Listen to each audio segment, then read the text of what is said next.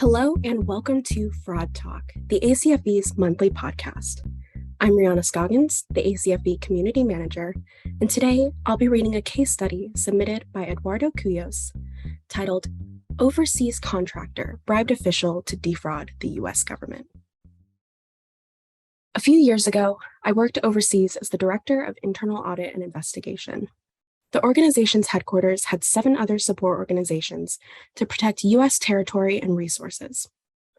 The director of the Moral, Welfare, and Recreation, MWR, received funding from the federal government to take care of soldiers, civilian employees, and their families for all recreational and morale-boosting activities. One of the latest programs was the Warrior Adventure Quest, WAQ program. WAQ was developed by the Army Medical Department. It's an Army reset training tool designed to introduce soldiers to activities that serve as alternatives to aberrant behaviors often associated with accidents involving recently redeployed soldiers. This tool presents coping outlets to help soldiers realize their own new level of normalcy after deployment. An investigation into fraudulent activities was turned over to me after 3 other independent investigators did not satisfy the leadership with their results. A joint team from the Defense Criminal Investigative Service, DCIS, and the Department of Defense Inspector General, DODIG, conducted the previous investigation prior to my involvement. The DCIS and DODIG did not pursue the investigation, as they only calculated a $25,000 fraud committed, which was below their threshold of $100,000. The DCIS and DODIG stated their investigation in April 2015 up to the end of the fiscal year of September 30th, 2015. A whistleblower came forward in March of 2015 by one of the employees who worked side by side with the contractor and his staff in the same office at the MWR Director's Building. How my team calculated $611,000 loss due to fraud. My team and I conducted research on the program and found out it started overseas in January 2013.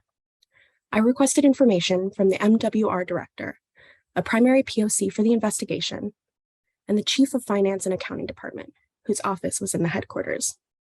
I requested 3 years, January 1st, 2013 to September 30th, 2015.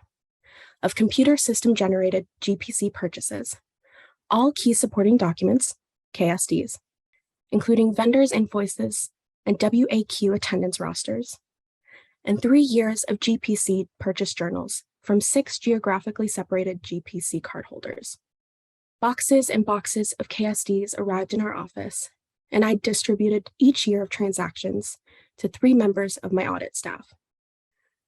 I tasked them to examine each day of purchases and KSDs, then note discrepancies and suspicious transactions, and reconcile their Excel worksheets with the computer-generated printout and the journals from the 6 cardholders. Data analytics is of the utmost importance in any financial fraud investigation. Here were the major red flags. First, in 2013, MWR Chief of Outdoor Activities requested funding from San Antonio headquarters in Texas for the paintball equipment and supplies in the amount of $110,024.93 to the contractor's local bank account. Upon examination of the contractor was personally responsible for the equipment setup and supplies. Second, group discount for WAQ outdoor activities typically costs $40 per sport and $50 for other sports. These sports included rock climbing, bungee jumping, ATV, zipline, whitewater rafting, skiing, and paintball.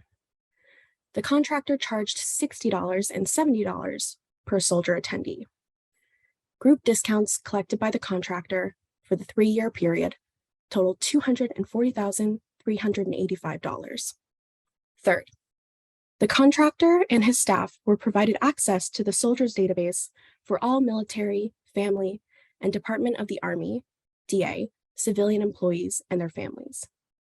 The contractor and his staff inflated attendees, forged signatures, or provided copies of attendance rosters and changed the dates of events, amounting to $168,595.95. Fourth, GPC requests for payment that did not have any signed rosters totaled $73,351.01. Next, uncovering a number of ghost outdoor bus trips was the result of meeting a retired soldier who was in the same building as our office during a smoke break. I learned that for geographical bachelors, senior and junior enlisted soldiers without family with them and lived in the barracks, they cannot drive locally. So the only transportation that is available is 2 MWR tour buses. The Chief of Transportation was directed to provide MWR trips for these soldiers. We received 257 PDF files, converted those files into 42 Excel pages, sorted by days and months, and reconciled that data with the Excel payments worksheet.